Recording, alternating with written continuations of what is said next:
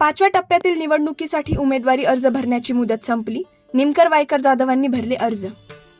ठाण्यातील लोकसभा निवडणुकीसाठी मस्के सावरा यांनी भरला उमेदवारी अर्ज. रत्नागिरी गृहमंत्री अमित शहाची जोरदार सभा, तुफान गर्दी. कोतकर यांची नाराजी दूर, उद्यापासून ते माझा प्रचार करतील, दानवेंचा दावा.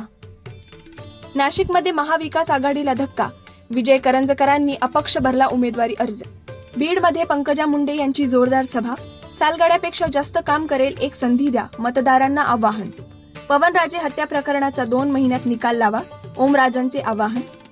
बारामती लोकसभा निवडणुकीत सुप्रिया सुळे यांच्या प्रचारात प्रतिभा पवारही दाखल. राहुल गांधींनी रायबरेलीतून भरला उमेदवारी अर्ज. सोनिया गांधी, प्रियंका गांधी उपस्थित. राहुल गांधीवर नरेंद्र मोदींची टीका. आता रोज पहा आज मराठीवर थोडक्यात बातम्या. हे आहे आज मराठी न्यूज नेटवर्क आणि आपण पाहत आहात आज मराठी.